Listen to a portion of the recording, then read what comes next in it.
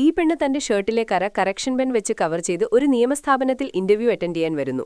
അതാരും ശ്രദ്ധിക്കില്ലെന്ന് അവൾ വിചാരിക്കുമ്പോൾ ഒരു ഇന്റർവ്യൂവർ അത് നോട്ട് ചെയ്യുന്നു. അതുമാത്രമല്ല, അവൾ ലേറ്റായാണ് വന്നിരിക്കുന്നത്. അതുകൊണ്ട് ലോയർ ആവാൻ ടൈമാണ് പ്രധാനമെന്ന് പറഞ്ഞ് അവളെ പുറത്തുപോകാൻ പറയുന്നു. അപ്പോൾ അവിടെയുണ്ടായിരുന്ന മറ്റൊരു ഇന്റർവ്യൂവർ അവൾ ലേറ്റായി വന്നതിന് മറ്റെന്തെങ്കിലും കാരണമുണ്ടാകുമെന്ന് വിചാരിച്ച് ചോദിക്കുന്നു. നോക്കുമ്പോൾ അവൾ ട്രെയിനിൽ വരുമ്പോൾ ബുക്ക് വായിച്ചുകൊണ്ടിരുന്നതുകൊണ്ട് ഇറങ്ങേണ്ട സ്റ്റേഷൻ മിസ്സായെന്ന് പറയുന്നു. അത് കേട്ട് എല്ലാവരും ചിരിക്കുന്നു. അപ്പോൾ അവിടെയുണ്ടായിരുന്ന മറ്റൊരു ഇന്റർവ്യൂവർ അവൾ ആരാണെന്ന് ഓർമ്മിപ്പിക്കുന്നു. ആക്ച്വലി അവൾ ലോ സ്കൂളിന്റെ നാഷണൽ ട്രയൽ വിൻ ചെയ്ത് ഫേമസ് ആയിരുന്നു.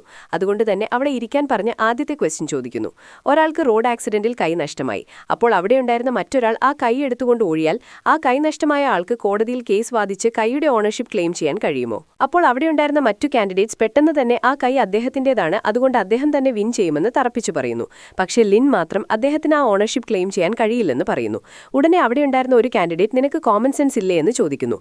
അപ്പോൾ അവൾ കോമൺ സെൻസിനും ലീഗൽ ലോജിക്കിനും വ്യത്യാസമുണ്ടെന്നും നിയമമനുസരിച്ച് തീർച്ചയായും അദ്ദേഹത്തിന് ആ കൈ ക്ലെയിം ചെയ്യാൻ കഴിയില്ലെന്നും പറയുന്നു. അങ്ങനെ ചെയ്താൽ അവരവരുടെ ഓർഗൻസ് അവർ തന്നെ വിൽക്കുന്നതും ആത്മഹത്യ ചെയ്യുന്നതുമെല്ലാം ലീഗലായി മാറും. അതുകൊണ്ട് വേറെ ഏതെങ്കിലും നിയമവ്യവസ്ഥയിൽ തന്നെ കേസ് ഫയൽ ചെയ്യണമെന്ന് അവൾ വ്യക്തമാക്കുന്നു. അതിനുശേഷം രണ്ടാമത്തെ ചോദ്യം ചോദിക്കുന്നു. 100 പേരുമായി പോകുന്ന ഒരു ട്രെയിനിന്റെ ട്രാക്കിൽ വലിയൊരു പാറയുണ്ട്. ലോക്കോ പൈലറ്റ് ട്രെയിനിനെ അടുത്ത ട്രാക്കിലേക്ക് മാറ്റാൻ തീരുമാനിക്കുന്നു. പക്ഷേ അവിടെ ഒരു ടെക്നീഷ്യൻ ജോലി ചെയ്യുന്നുണ്ട്. ട്രാക്ക് മാറ്റിയില്ലെങ്കിൽ 100 പേരും മരിക്കും. മാറ്റിയാൽ ടെക്നീഷ്യൻ മരിക്കും. പൈലറ്റ് ട്രാക്ക് മാറ്റി 100 പേരെ രക്ഷിക്കുന്നു. ടെക്നീഷ്യൻ മരിക്കുന്നു.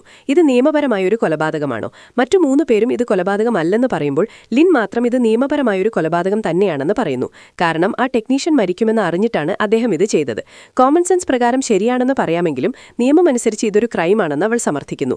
ഇത് കേട്ടതോടെ ഇന്റർവ്യൂവേഴ്സ് എല്ലാവരും ഇംപ്രസ് ആകുന്നു. രണ്ടാമത്തെ ചോദ്യത്തിന് ഉത്തരം പറയുന്ന ലിൻ ഇത് നിയമപരമായൊരു കൊലപാതകം തന്നെയാണെന്ന് തറപ്പിച്ചു പറയുന്നു. 100 പേരെ രക്ഷിച്ച ആളെ ശിക്ഷിക്കണമെന്ന് ഇന്റർവ്യൂവർ ചോദിക്കുമ്പോൾ താൻ ശിക്ഷിക്കണമെന്ന് പറഞ്ഞില്ലെന്നും പക്ഷേ നിയമപരമായി ഇത് കൊലപാതകമാണോ അല്ലയോ എന്ന ചോദ്യത്തിനുള്ള ഉത്തരമാണ് നൽകിയതെന്നും ലിൻ വ്യക്തമാക്കുന്നു.